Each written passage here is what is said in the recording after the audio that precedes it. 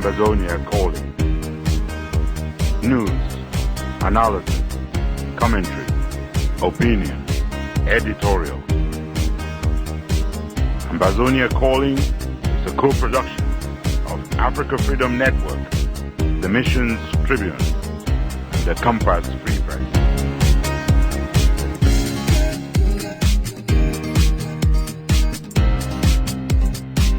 Welcome. My name is Ntumfoin, Bo Herbert, and I bring revolutionary greetings from Washington, D.C. to all of you fellow Ambazonians on Ground Zero and across the globe. This is edition 00 of AMBAZONIA Calling. You must be asking, why AMBAZONIA Calling? The short reply is, it's all about the spirit. The Ambazonian spirit. The Ambazonian spirit has always been around. That spirit has survived under the many slave names our people have been forced to bear. Anglo-fools, Anglos, Biafrans, from the misrepresentations of our homeland as West Cameroon, Northwest, Southwest, from the confusion of calling us a state, then 2 provinces, then 2 regions. Whatever the colonizer has done, that spirit has survived the 57 years of our desert crossing from the house of exile in Cameroon to the beautiful Ambazonia, land of freedom, that no one, no matter their might, shall take from us.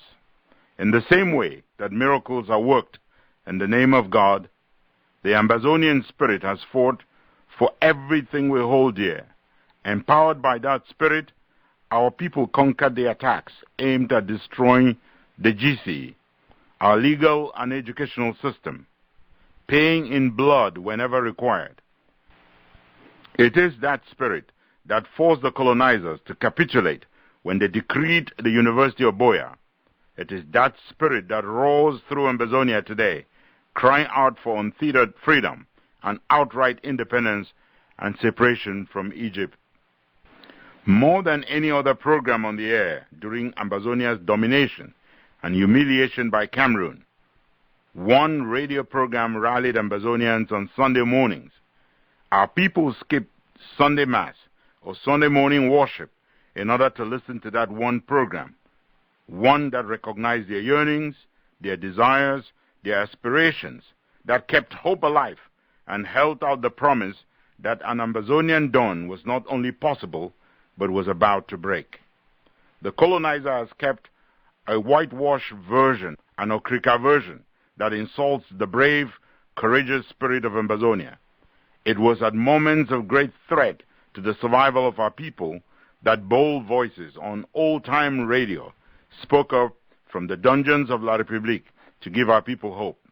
At a time when the colonizers borrow from the lingo of the genocidaires in Rwanda by calling our people rats, dogs, roaches, and treating them worse than animals, at a time when their publicly expressed desire is to exterminate those they call the enemies within, AMBAZONIA Calling is born not for the fun of radio. We are here to give voice to our people anew and to help sustain their hope. A time will come when our people would have fled the carnage in Egypt, when we will provide entertainment. For now, our duty at AMBAZONIA Calling is to be the voice of Ambazonia. We are here to celebrate Ambazonia, to keep the good old Ambazonian spirit alive, of one for all and all for one.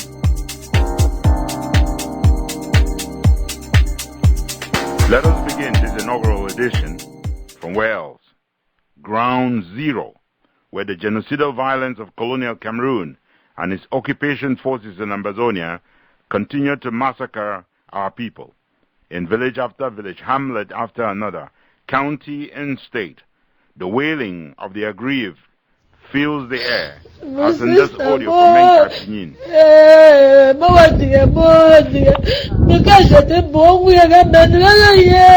is Ambazonia Calling's Innocentia, with a wrap-up of the latest events from the homeland. Gunfire lasting several hours on the outskirts of Kumba, the economic heartbeat of Meme in the southwest zone of AMBAZONIA, reportedly resulted in 3 civilian deaths. But sources say it was a summary execution after the fact on Thursday, June 7th by a frustrated La République du Cameroon army following the disappearance of the Amba boys back into the bushes. Kumba comes on the heels of the burning of houses, compounds, cars, and motorcycles by same forces of La République du Cameroon in Bobong and Wombong, both villages in Com. Sources on Ground Zero say forces of La République du Cameroon have been hijacking and using personal vehicles to disguise and travel through hostile terrain without raising alarm bells. According to an intercepted communication from the Colonial Senior Divisional Officer for Momo, Mr. Monono, to his hierarchy including the Colonial Governor, Lili Larfrick of the Northwest Zone, soldiers have run out of ammunition and are defecting their posts. His plea for reinforcement speaks volumes about Amba boys gaining, even if not holding grounds, as the days become weeks and weeks grow into months, not only of fighting, but of radicalization and recruiting for Amba forces. In a video that has looped social media and has been watched several thousand times since its release a couple days ago, an auto-proclaimed General Ivo and a ragtag of undisguised armed men display automatic rifles, pledging on behalf of the ADF and the struggle to fight to the last for the liberation of AMBAZONIA. But just as brazen was the splatter on social media of pictures of the army of La République du Cameroon distributing money in some communities in AMBAZONIA. Pro-independence activists had long labeled the said money as spoiled money, with powers to allegedly cause irreparable harm to recipients, including blindness or even death. In one such picture gone viral, a reverend sister in UGLY-An in the southern zone displays 2 million label on the brown envelope she is holding. It would be recalled that UGLY-An has recorded the highest number of internally displaced persons since the revolution broke out late in 2016, especially after the declaration of independence on October 1st, 2017. According to extremely conservative UN figures, there are 160,000 internally displaced persons from AMBAZONIA, with 135,000 from Manyu Division, 15,000 from Manyu, 3,000 from Boyo, 3,000 from Momo, and another 4,000 from Goketungia. But those figures, including the number of 50,000 refugees that have fled to neighboring Nigeria, shrink and collapse even before anecdotal evidence. On Equinox TV, for instance, an activist for an organization known as Mothers for Cameroon reported that on a recent visit of Iwo village in Manyu Division, she found the village deserted, but for a few elderly women that had no strength to run out or where else to go. They had banded and locked themselves somewhere relatively safe. Reliable sources say Bello in Com Northern Zone is like the wild, wild west. This town of over 100,000 inhabitants now counts less than a handful, as populations flee from the scorched earth modus operandi of Biya forces, a reminder of how French forces razed down Bamileke villages in the 60s. So far, 75 villages have been burned down, including Kwakwa, Kembong, Banga Makundu, Bafia Moyuka, Tombel, Bokova, and Bitungi in the southern zone, and Jikwa, Nguzang, Widikum, and Com in the northern zone.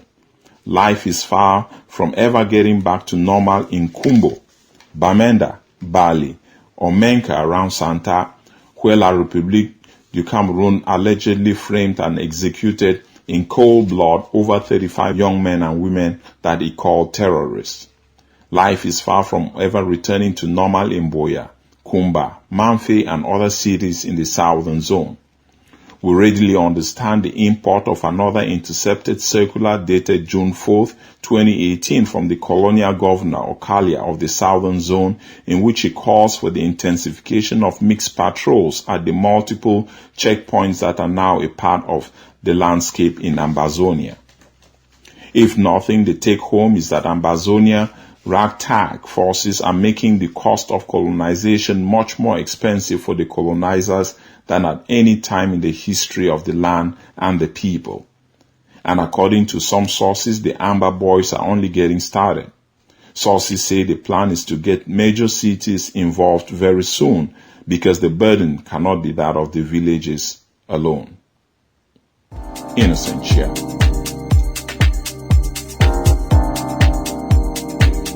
The problems in Cameroon, the problem we have in West Cameroon, is the problem that will bring down Cameroon. If you do not handle it well, you will not know Cameroon as it is in a few months or in a few years. When people have had pent-up anger and pain, humiliation, for over 50 years, when it bursts out, you will never be able to control it. And I told him, and simply what he asked me was, qu'est-ce que vous allez faire? Because you have your army of occupation out in West Cameroon, you believe that when the people will rise, even if you took the whole of the French army and added to yours, you will never bring them down.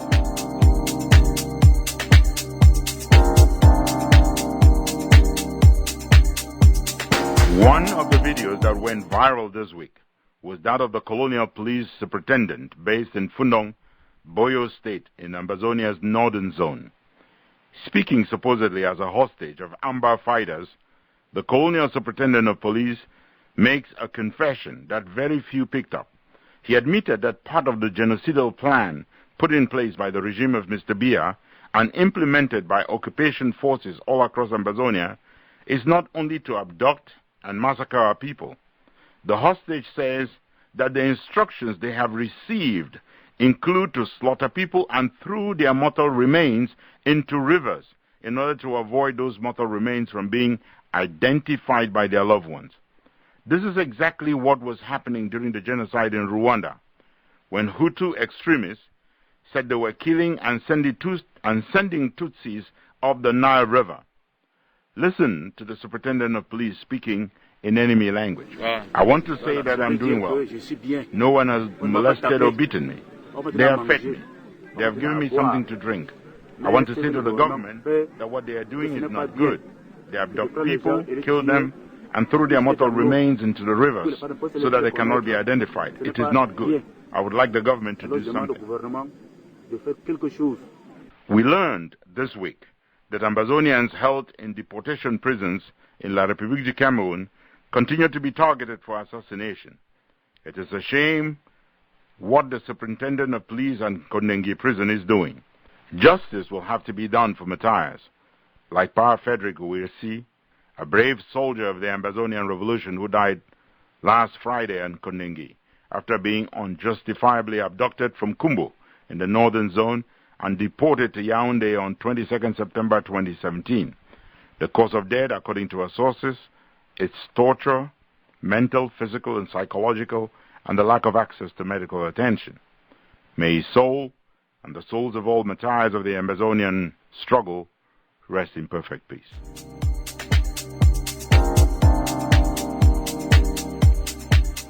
If anyone was looking to provide an award for the silliest sycophants of this month, that award would no doubt go to two surrogates of the Biya regime. Bandakani would be one. This week he issued death threats against the U.S. ambassador to Cameroon, should he return to the country. I tell you, he will go back in a coffin. I want to be crystal clear about that. The runner-up for the trophy of a sycophant of the week, silliest sycophant of the week, or should I say the Nyamfuka of the week, would be none other than Masanga Nyamdi, who passes for a university professor. Like every colonialist, Nyamdi behaves like a slave master, treating other human beings as less human. This week, Nyamdi said Ambazonians are an ungrateful bunch who only get into institutions of higher learning thanks to the kindness and magnanimity shown them by the God of Ituri, Paul Biya himself. Otherwise, the only intelligent Cameroonians, he says, are the Betis, the tribe apparently chosen by God to misrule Cameroon, along with the Bassas, the tribes people of the Yamhead Nyamdik, and to some extent the Bamileke people. This would be the three peoples of the Cameroons who could make a pass mark, according to Nyamdik. But the best answer by far to this Nyamfuka professor was provided by Barrister Agbonkon, President of the Fako Lawyers Association and Vice President of the African Bar Association in charge of Central Africa, when he cited a real professor of university, Batebison, describing political prostitutes like Nyamdik and using half-baked education to rubbish others. I've said in many occasions that the arrogance, the disdain, and the disrespect that the Francophones show to the Anglophones in this country is something that is fueling the anger of the people of the Southern Cameroons. How do you imagine that somebody who is supposedly learned would say that Anglophones are not intelligent people? It is shocking. It is stunning, you know. And if we were in a proper setup, that professor would be sanctioned, because that is hate speech. That is an insult to the 8 million Southern Cameroonians in this country. It is unfortunate for Professor Nyamdi to say such a thing. It is unfortunate for him to make such a statement. I mean, these are the kind of professors that Batebison would describe as kabu professors with okrika degrees.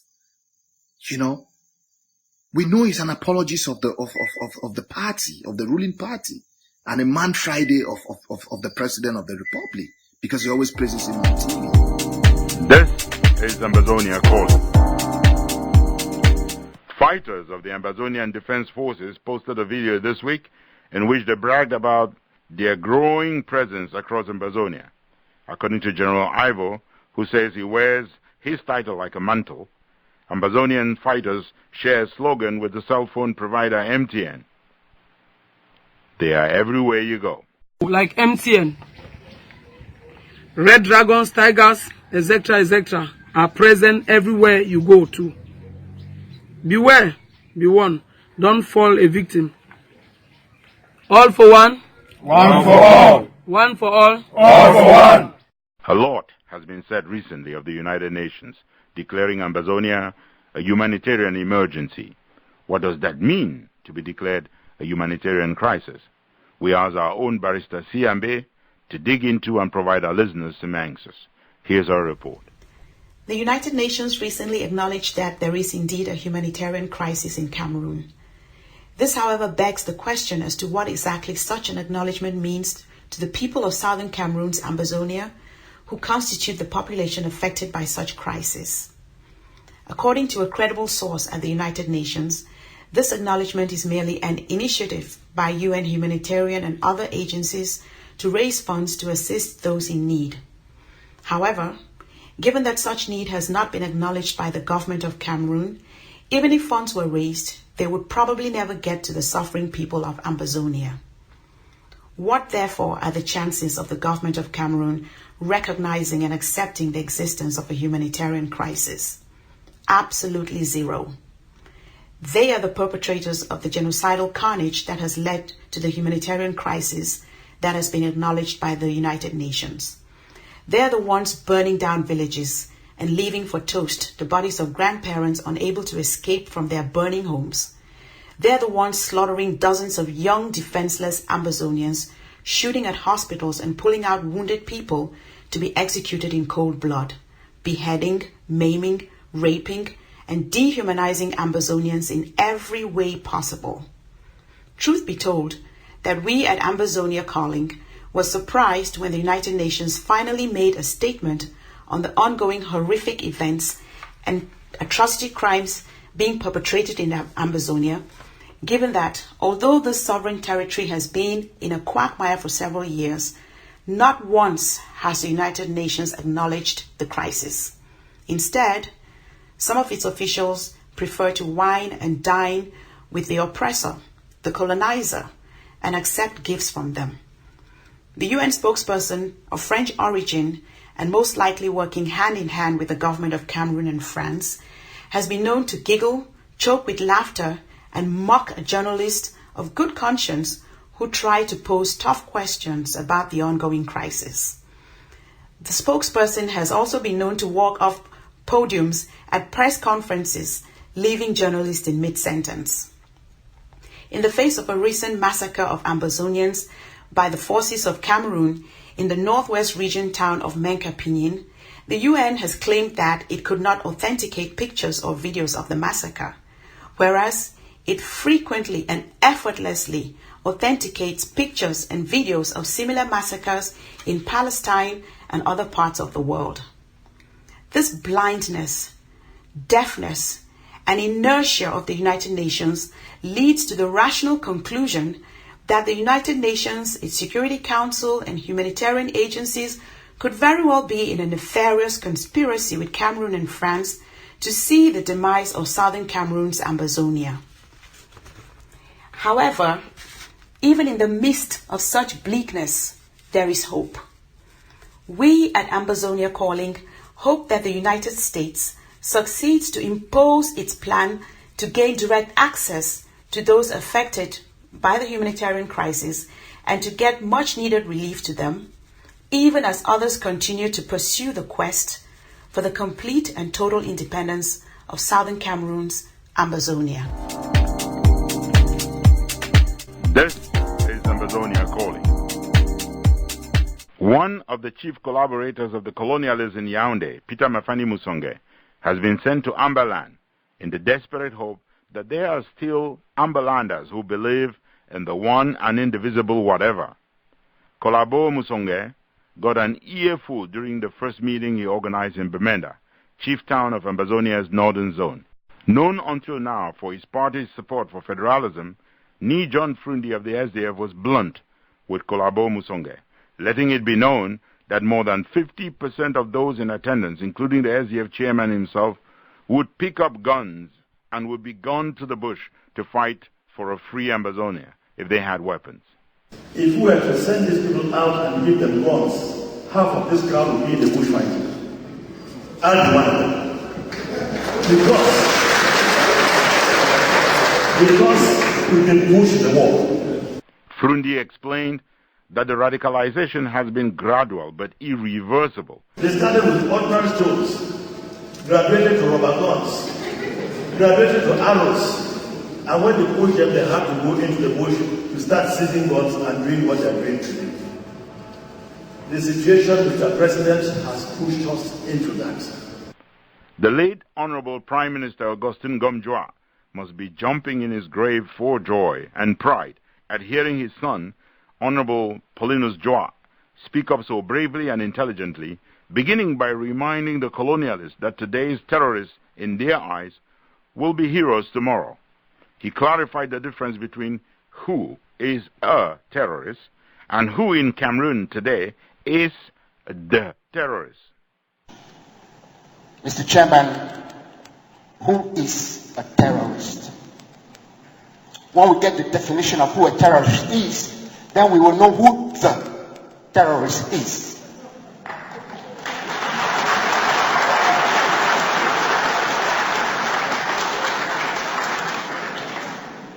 A terrorist, well, ordinarily speaking, I don't need to go to the dictionary, someone who terrorizes others. There are various forms of terrorism in this country. We know today, in actual fact, I was so glad the other day on the 20th of May watching television when I saw sons of terrorists at the Unity Palace. The sons of and NS1, who yesterday were terrorists by the definition of the government of the day, and who today have been rehabilitated. But what happened to them and to their fathers? They were hanged, beheaded. There was a lot of blood. As we are seeing today, we will call freedom fighters terrorists. But we forget to know that the greatest terrorist today in this country. Thank God you said we can say what we said, what we like or what we know without any fear of repression. The greatest terrorist today in this country is the state. Honorable Joa was not done with explaining how the Biya regime's scorched earth policy contributes to the genocidal violence and carnage, for which he promises the regime and its collaborators will and must be held responsible. State terrorism is going beyond bounds. It is going beyond bounds. You kill innocent civilians, unarmed civilians. You raise our villages from existence. You sign decrees that people should move out of their homes and go over to where they feel safe. People have to move to the forest. And when people stand up to fight for their rights, to fight for their recognition as citizens of this country, you term them as terrorists. When you term them as terrorists and you send out soldiers with guns behind them, what do you expect? These soldiers are trained to kill. They will kill those innocent people. Because, and they're killing, Mr. Chairman, thank you very much. They're killing because you have sent them out to go and kill. They know how to take instructions. When they take instructions, because you have labeled our children, our brothers, our fathers as terrorists, and then you want to say, oh no, you are not part of that kind of carnage. No, you are. And you will be held squarely responsible for it. I am sorry, those of us, those of you, who from far and near think you might not have, or who directly know they have something to do with it, you will have to answer to history. Honorable Joa spent a few minutes destroying the myth of one and indivisible, sold at gunpoint, letting the colonialists know that no level of savagery and bloodshed will ever be able to break the spirit of Ambalanders. When you see the Anglophone problem, you must ask yourselves the question, can you really stop it just by maybe this commission coming out? It's a difficult mission. No. The Anglophone problem has to do with the spirit. It is intangible. You cannot see it, you cannot touch it, but the Anglophoneness is there in every Anglophone.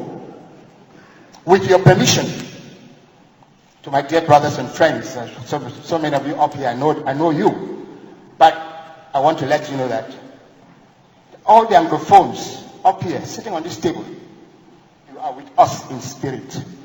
Yeah.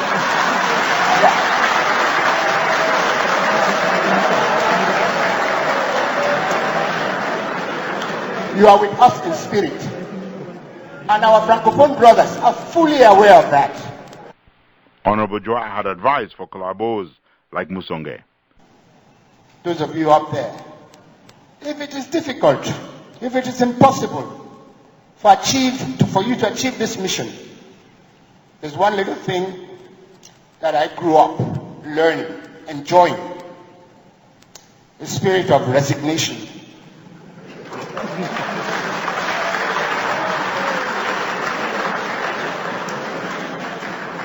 If it is difficult, we'll call on all of you sitting up here to tender in your resignation from this commission, and you'll be making a major contribution to change in this country. A major contribution. Immeasurable. Honorable Joa reminded Musonge and the colonialists for whom he works that the leaders of the Ambazonian restoration quest, including notably those they hold in deportation prisons and those they have driven into exile, must be part of any inclusive negotiations. He reminded the regime that they will have to kill every Ambalander before taking over their homeland. So we are calling on you to give peace a chance. Call that inclusive dialogue. That inclusive dialogue is going to include all of our brothers and sisters who are in the diaspora. Mr. Chairman, the political prisoners, people who have been moved from Boyagamenda to super courts in Yaoundé and imprisoned and given long terms of imprisonment. Double standards. But we're talking about vivre ensemble. Double standards. Siseko and Co. I don't know, maybe I'll give you a mission to produce those people. Maybe if you can just show us a photograph of this commission with our leaders from Nigeria. Mr. Chairman, I will give you Kati Kati that you love so well.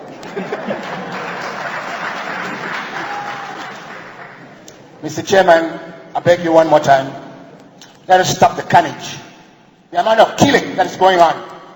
You will kill to the last Anglophone. You will kill to the last. So the military solution is not the answer. This is AMBAZONIA calling. In war, successful commanders build and execute a strategy. They take advantage of the weaknesses of their opponents or enemies. They avoid errors and traps. Our own barrister Manjong Jutambe tells us the 5 traps Ambazonians must absolutely avoid. The Republic of Cameroon versus Ambazonia is a David versus Goliath fight with a number of obvious and not so obvious traps. First, Ambazonians need to make it clear to everyone that their demand is for the restoration of independence and the reaffirmation of their right to self-determination. The colonialists and their supporters are trying desperately to mislead the world by claiming that the problem is one of economic and political marginalization or one of human rights abuses.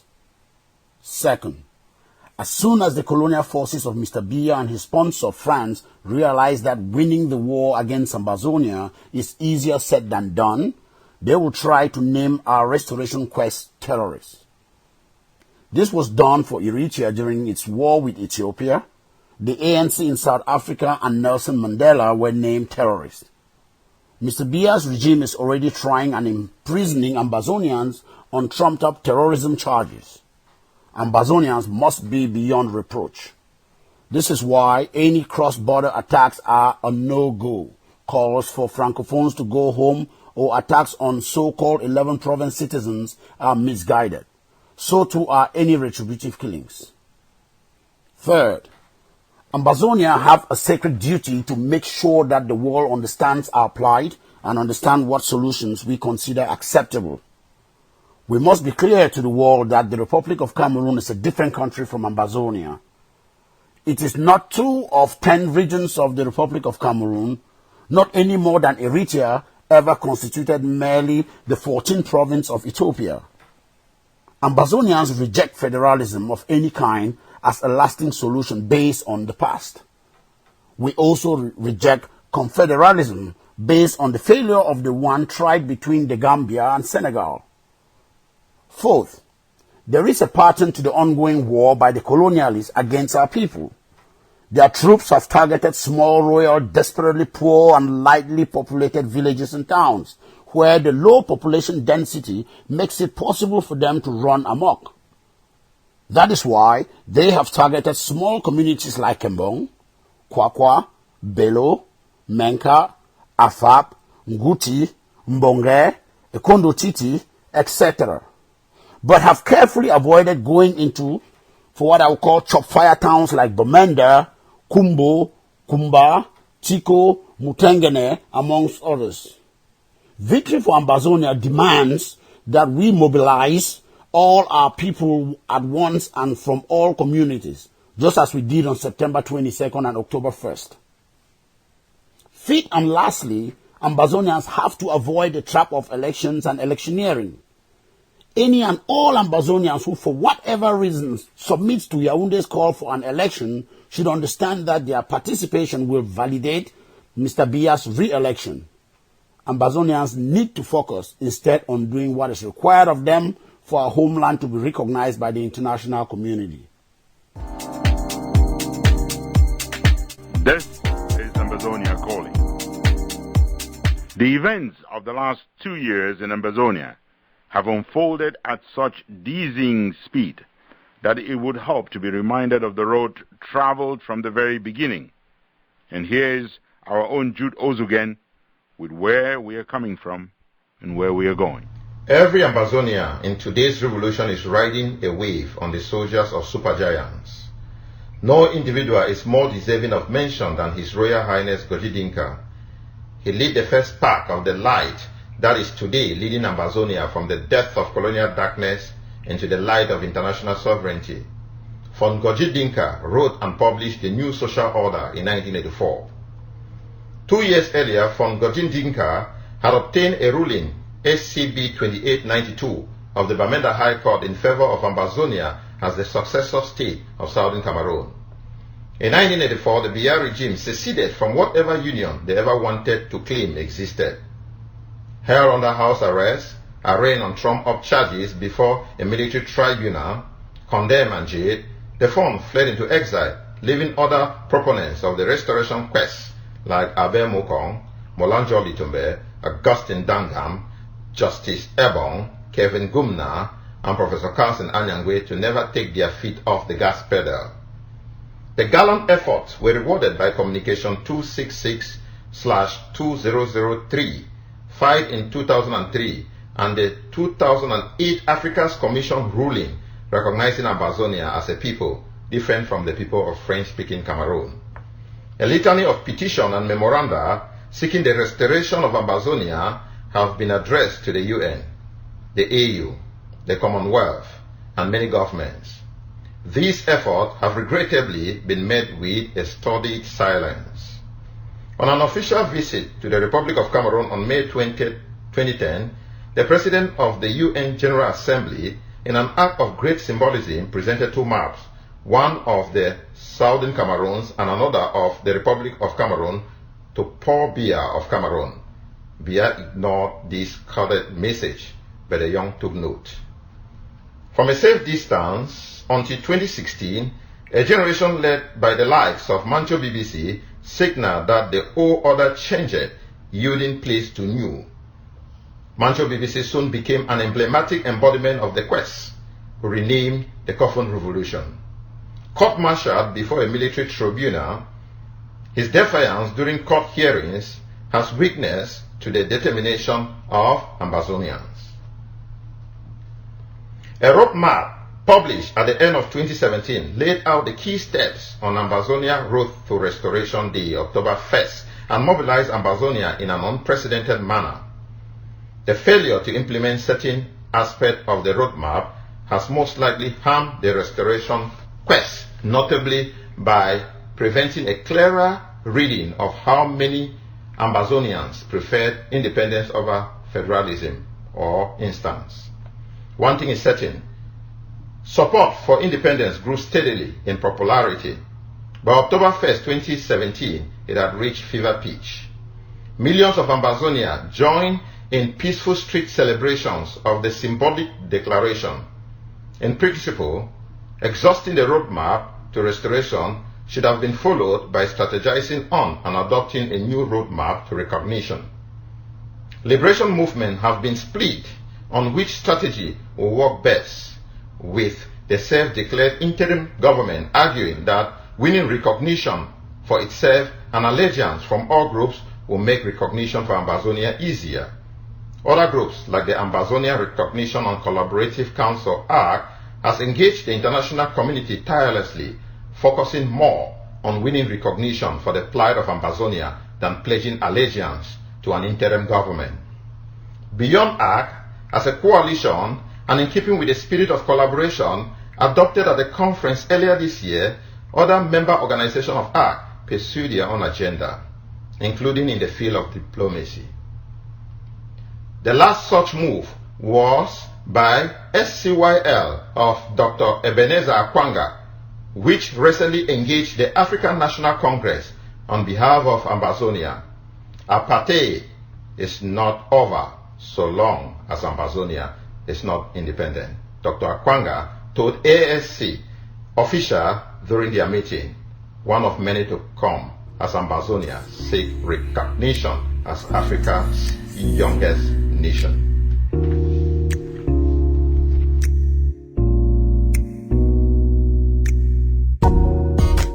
Letter to Joshua.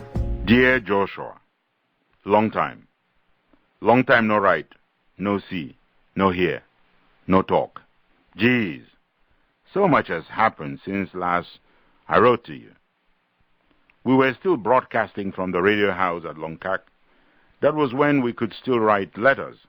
I hear that the young people today prefer emails. They would rather WhatsApp, Snapchat. I don't know what you do. But here's an old-fashioned letter back to Joshua. I miss those good old days. Censorship was still alive then, but we knew how to get around it.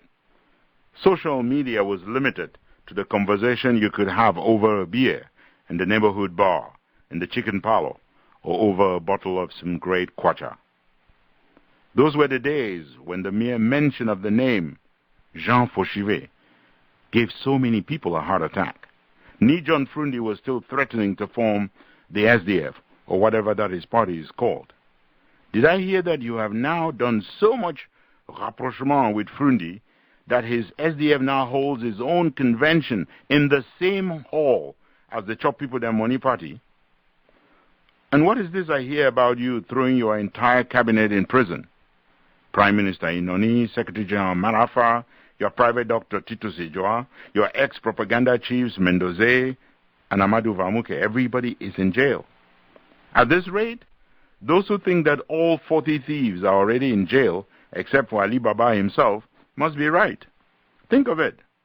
Even Amadou Ahijo, who gave you power on a platter of gold, would have been locked up if he had committed the error of surviving death during exile in Dakar, Senegal. It will not make everyone proud, but I know that you will feel good to hear that jailbirds like Issa Chiroma, Paula Tanganji, have fully benefited from the time they spent in jail. Thanks to the evil they learned there, they would now even kill their grandmother in order to keep their positions in your cabinet. They are apparently sworn to the same loyalty as Jacques Famendongo, who calls himself one of your creations. That was the problem with the Bishop of Bafiano, who was assassinated and made to look like he had drowned. You have to be the Biya regime to drown fish. It takes that same level of stupidity for you and members of your regime to believe that you can drown AMBAZONIA too. You do not drown a spirit. You cannot kill an idea with bullets. There will never be blood in rivers big enough to drown all 8 million AMBAZONIANs. It is over, Joshua. The time is up. AMBAZONIA has come of age. Freedom is coming, and there is nothing you can do about it. Insisting to hold BBC Mancho, Senator Penn Terence, Siseko Ayuktabe, his aides, and other AMBAZONIAN leaders in dungeons and colonial deportation prisons cannot prevent AMBAZONIA's march to international sovereignty. It would be easier to prevent the sun from rising than to hope to stop the rise of AMBAZONIA. Sorry, Joshua. I hear you are still worshipped as the god of La République. AMBAZONIANs do not kiss up anymore.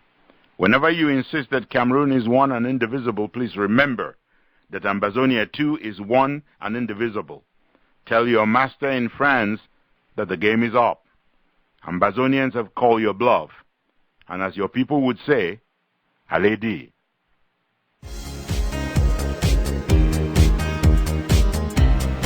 And this was our edition 00 of AMBAZONIA Calling, providing you news, analysis, commentary, opinion, editorial. This came to you from the Africa Freedom Network, Missions Tribune, and the Compass Free Press. We've got another edition lined up for you next Sunday. Please stay tuned. Our music today was from Ajoa Alemanji of Ajam Incorporated, Ketron in the United States of A.